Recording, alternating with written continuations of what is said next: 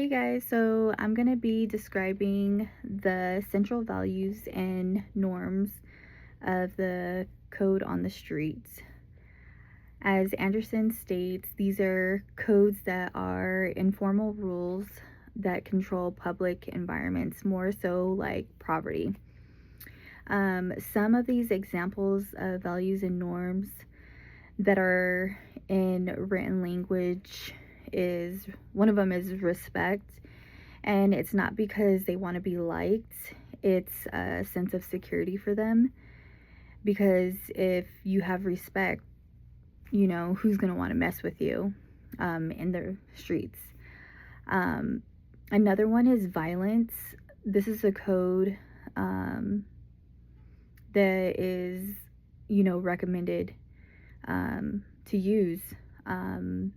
Often, if somebody is threatening you or disses you in the streets, they encourage you to act with or to carry out violence, whether it's fighting, killing somebody, um, those sorts of act of violence. Because if you don't, it pretty much makes you known to be a weak person. And it pretty much puts a target on your back for people to mess with you or steal from you or violate you. Another one is physical toughness, and this is the primary way to follow the code. It's more of a status, the way you look, the jewelry that you wear, whether it's expensive or name brands.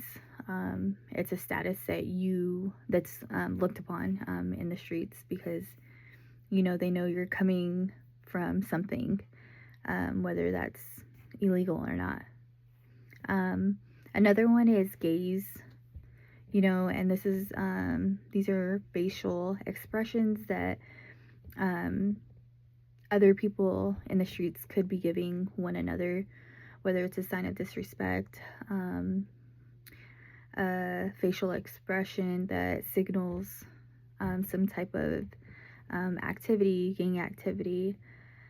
A major norm that they follow is not calling the authorities, and this is because they feel like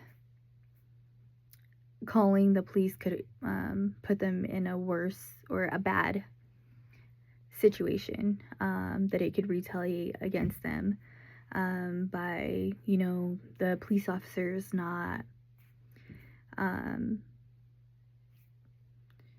respecting them or treating them unfairly because of where they live or who they are. So one norm is not calling the police. So that brings me to the next question, which is, how does Anderson explain the origin of the code of the streets? And Anderson explains that the code of the street is usually developed in poor neighborhoods where people feel like the police can't protect them. To stay safe and gain respect, residents often, create their own unwritten rules. They have created their own sense of way of communicating with one another. And this is all because, sometimes authorities may not get there in time because crime is so high in these poverty environments. So they look to take care of their own business. That's another code of the street, is handling your own business. The last question is, in your description, draw on Sutherland's differential association theory. So Sutherland's theory explains that criminal behavior is learned through interaction with others. And these kids, their primary teachers are, who they are around and who they are associating with. And,